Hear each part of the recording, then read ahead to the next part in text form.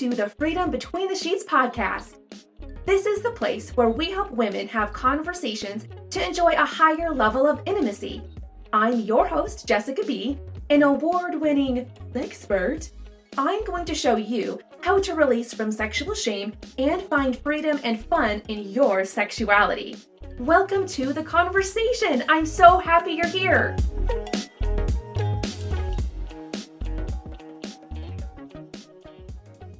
Today, I invite you into a conversation I had with Matt Dobschwitz. He is the curator of Porn Free Radio, and he shares his story of being literally caught red-handed engaging with pornography by his wife.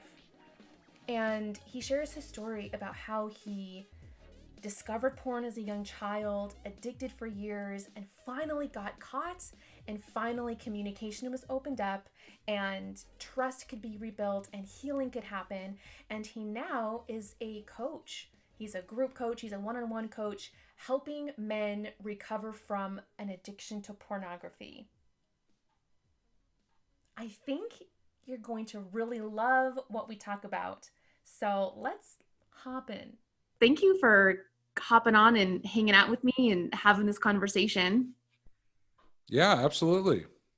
And I have done a little bit of creeping on you and your podcast, and I love your message. You're so real. You're so down to earth, and there's so many like tangibles and the analogies and stuff. And I did a real deep dive. I just kind of scrolled through your entire podcast lineup down to I found an interview you did with a couple. It's episode 42. And that it was with Lori and Jay Pyatt. Yeah. Yeah. And when she said, finally we're talking about it, my gut feeling is right, what's next? And I was just like, that is what, so in my world, a lot of women are asking, because in my world, I speak to the women.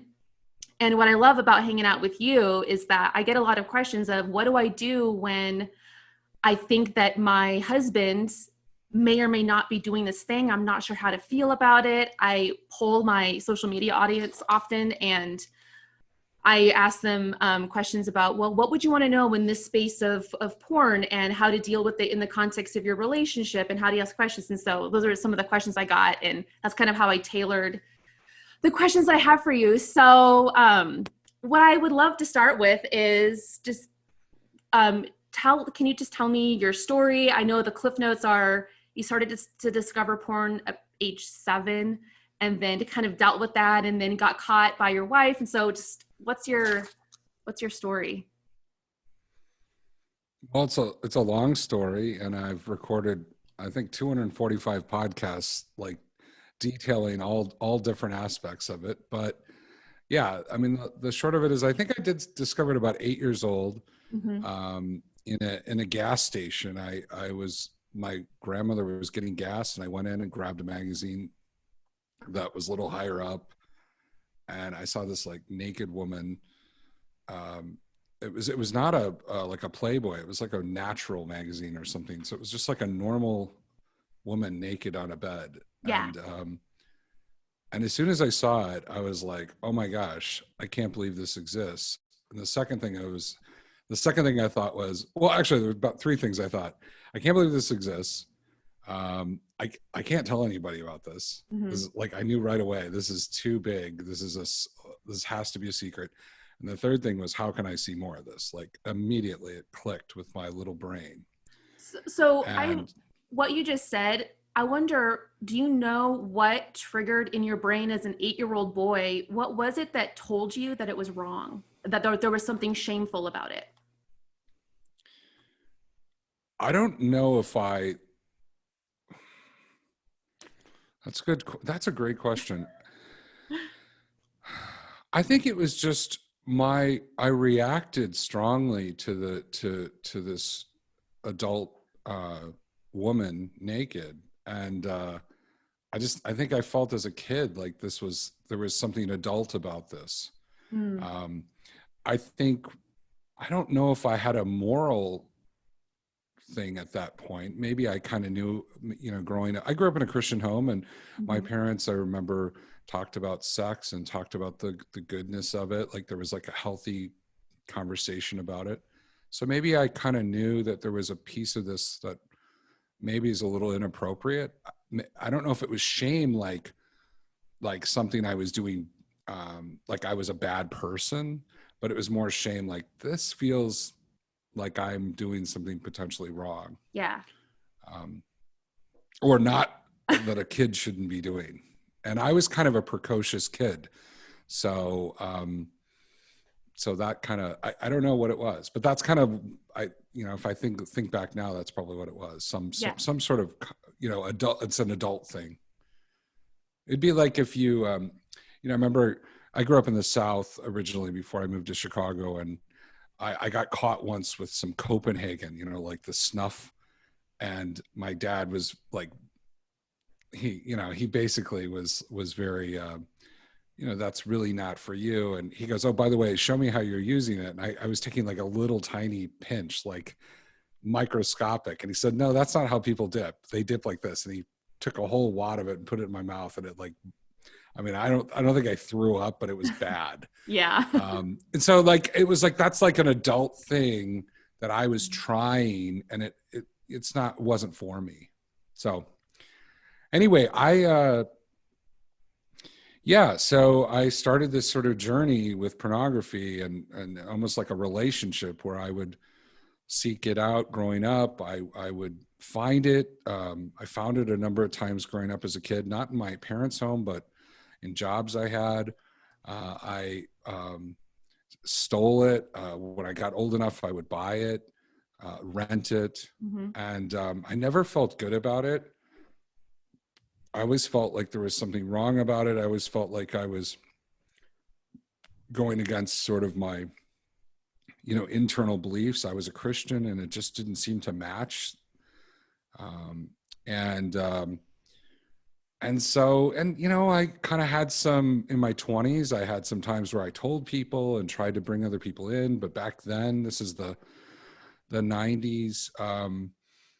There wasn't much of a conversation about it. Most people still weren't even familiar with how people would get pornography. Back then, it was much harder. You had to kind of go out and get it.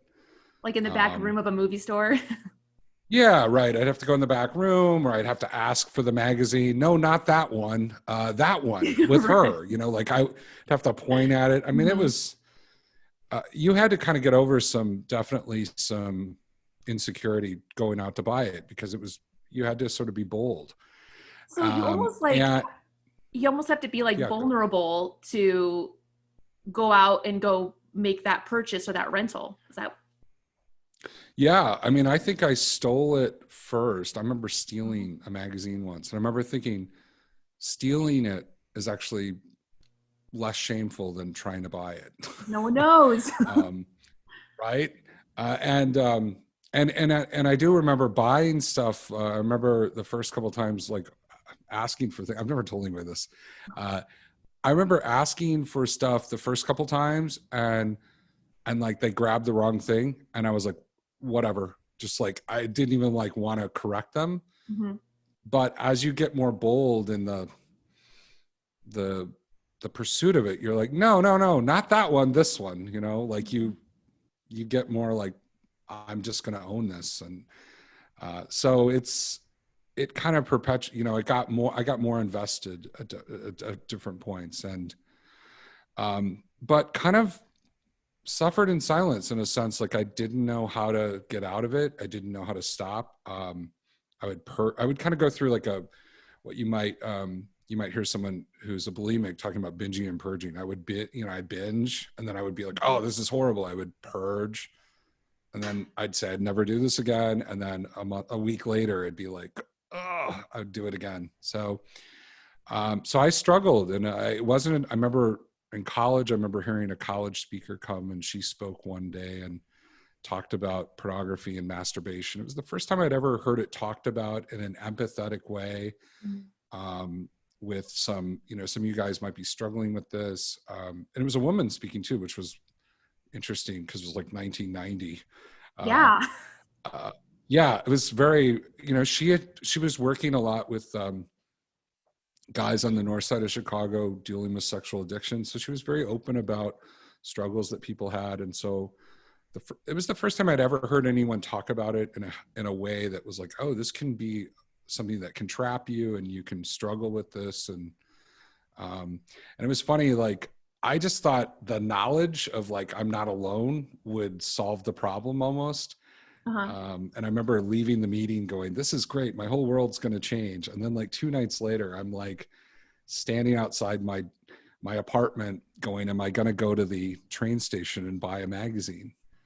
And I had this kind of moment of courage where I was like, that speaker was really, I was thinking about her. And I actually took the money that I was going to go buy the magazine with, and I put it in an envelope, and I looked up this ministry that this woman worked for in the phone book. This is so old, this story. I'm I here looked it up for in the it. phone book, and then I put a stamp on the envelope and I mailed the $10 to her. And I said, hey, I was going to act out tonight and go buy pornography. This is what I'm doing to stay safe. And so I So sent it to her. you put the $10 that you were going to spend on the pornography and you sent it to her saying, here's what I was going to do. Instead, I'm doing this. Yep. That's That was really like the a great idea. Yeah, that was actually the first thing I ever did that was like where I involved someone else, asked for help, even conceived of a creative way to deal with the challenge. Well, and And I, that reminds me of Go what ahead. that reminds me of what I heard you say something that I think if I'm remembering right, your actions, you do things to change your mindset, not the other way around. So you took that action to put the money in the envelope to send it, and those actions am I saying that right? Yeah, it's an old like 12-step adage. It's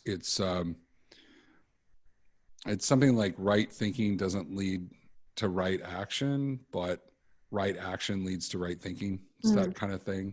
Or yeah. you can't think. I'm sorry. Here it is. I'm not good with it. You can't think yourself into right action, but you can act yourself into right thinking. Yes, you can And it act basically, on the right thinking. yeah, yeah. Because a lot of times when you try to think, I want to do the right thing, you end up just sort of processing and thinking, and you never do anything, and Mhm. nothing ever changes.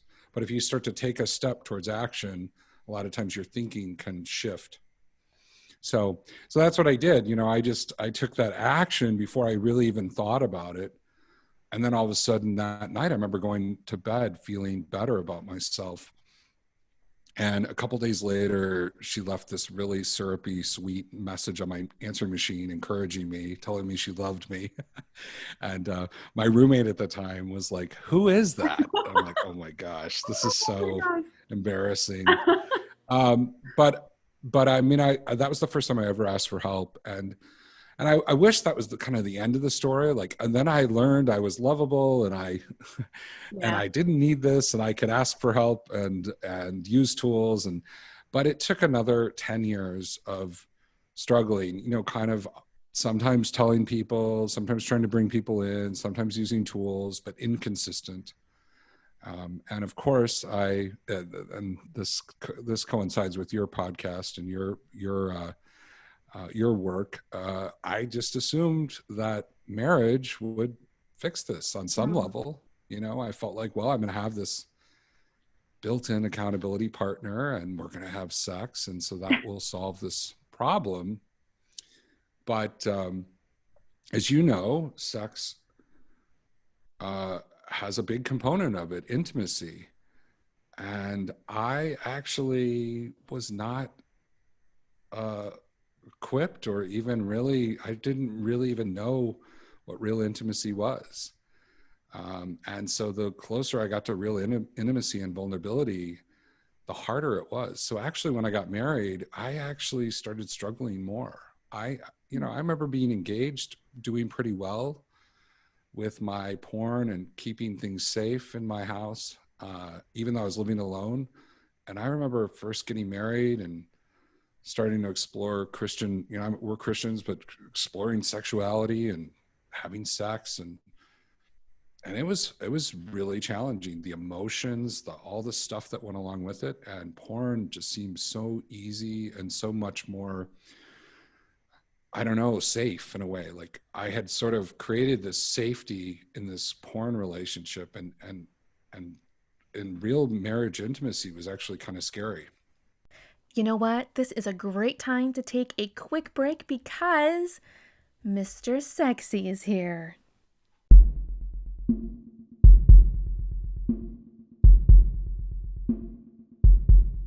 Hello, freedom seekers. This is Mr. Sexy. We'll get you back to the podcast in just a little bit. But first, I want to talk about coochie. Yes, you heard me right. Coochie. There's nothing sexier than confidence. The kind of confidence you get from smooth and silky skin. You can eliminate those annoying red bumps and enjoy smooth skin after shaving with Coochie. Head over to jessicaleebiles.com to check out Coochie Shave Cream for smooth, sexy, and irresistible skin. Come find out exactly what I mean at jessicaleebiles.com. Now let's get back to it. You said porn made you feel more safe and it was easy. That's when I refer to my husband as Mr. Sexy more often than not. It's kind of a Right. long I story. know. I've heard you say it on your podcast. Yes. And that's what he said a lot about pornography, as that it's easy. It makes for easy. It's a great word for it. So you mentioned that you were caught red-handed by your wife. And Wait, hang on one second. I want to make one comment. oh, okay. I heard him talk. I heard Mr. Sexy talk about being easy. It is easy, but I'll reiterate that part about it being safe or comforting. On the outside looking in, especially from maybe a wife's perspective, it feels maybe shameful or disgusting, or it has women and there's lust or whatever it is, all that other stuff. And I can see that. I totally see the disconnect there. But when you're in it, and it's kind of when you've grown up with sort of an escape into porn as a way to deal with life or to escape or avoid pain, it is there is a real sense of security and comfort sometimes that comes from it. And that's really hard to see on the outside, because it's like, well, why would anyone do that? Well, when you feel nurtured, affirmed, I was particularly interested in pornography sometimes that just was very simple, but it was like almost like the woman looking into the camera, I felt seen, which feels totally weird. Now I know what I was looking for. I was looking for affirmation and love and to be good enough. But back then it just felt like, oh, I don't know why I do this. And it's hard to even explain to my wife why I'm doing this. But so anyway, so get back to your question and I'll kind of talk about what happened when she caught me. Yes. And I appreciate you saying all of those things. And that makes total sense in my brain too. So I appreciate you stopping the convo. Like, let's talk about this for a second. And I want to, so you said you were caught red-handed by your wife. And I think we want to know what was that like for you, and how did it feel to just all of a sudden this thing that you've been holding secret is now out in the open, it's now exposed, and there's this moment, and then like how did you work through that together? How did you work through it? How did she work through it? A question that I get sometimes is it wrong to feel cheated on because my partner is looking at pornography and I don't know about it? Well, let me just tackle those one by one. So Okay. Let me just you drop it all mentioned, at one time. yeah, you mentioned red-handed, which is a funny phrase. I think I've made the joke that, I mean, I was caught red-handed. I was naked, masturbating, looking at something on a screen. So pretty red-handed, literally. And I immediately felt shame or ashamed would be a better phrase. It's not, I maybe didn't feel like that core not good enough, but just really ashamed and scared. I really felt scared when I got caught because there was no explanation, right? There was no, right? I mean, maybe in the past I could have minimized, oh, I watched something inappropriate, or I did this was complete. Obviously what I was doing was obvious. Um, and I immediately felt, like worthless, and I was trying to explain, and I probably had tears and trying to explain myself. And my wife did say something that night that was really powerful for me. It's the thing that I kind of remember. She said, I don't know where this came from. She said, I know this isn't about me, but you need help. Like she somehow at least had that insight. I don't know if that was God kind of speaking through her, but she was able to detach it from her as a reaction to her, or like even maybe her own feelings of betrayal. She was able to set aside a little bit and see me legitimately scared, hurting, and vulnerable. But the one thing I did remember feeling, and this is a positive emotion in sort of a scary situation, was everything will be different from this point. Like, my secret is out there and I've hidden it. And I've had so much fear about really being caught or being seen this way. And now it's just out there. Mm-hmm. It's funny. I was on a podcast with a friend of mine who is a gay therapist. It's not that the podcast is partly, he makes a big deal about his, just his thoughts and stuff. And we were talking about it when I was sharing the same story. And he said, it's almost like he was relating it to when he came out for the first time. And he goes, it's almost like you came out in a weird way and just said, I've been struggling with this, and this is something I haven't shared with anybody. And it's been kind of this life-defining thing in my life. And I was like, you're right. That's kind of how I felt. So it was scary, and I didn't know what was going to happen, but in a weird way, I was like, I don't want this in my life, but the fact that this has been a part of my life needs to come out, and I need to sort of own it and even invite others into this secret. Yeah. So it was almost liberating in a way. It was like, it was really one of those moments where when everything's going to be different from this point. If you ever watch those, every movie has this sort of inciting incident where it's like something changes, and that's when the story really begins. Yeah. And it was kind of like that. It was like that moment. So my wife,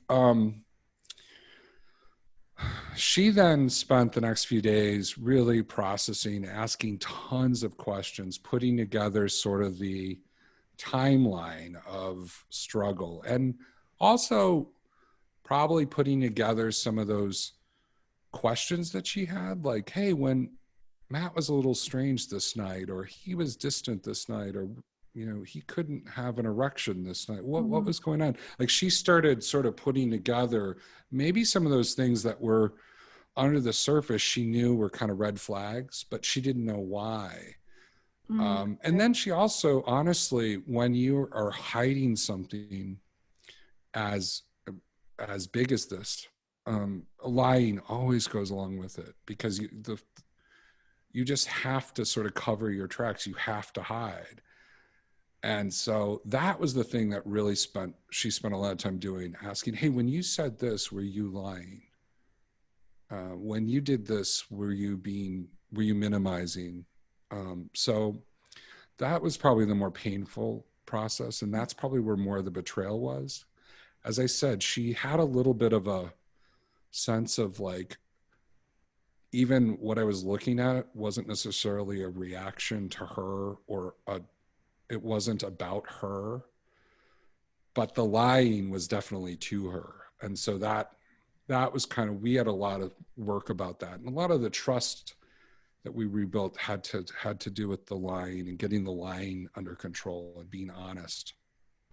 And that trust, that rebuild of trust, how long does that take? Is it sometimes sometimes it can feel like, can I ever get it back from the lying? And I personally believe, yeah, you can get trust back, but what does that actually look like for a couple? Well, my wife said this. She said this more recently. She said, "I didn't trust anything you said, but I trusted what I saw you doing." So, like, I started working kind of a recovery plan and going to a recovery group, and she could see that. She could see me going to the group.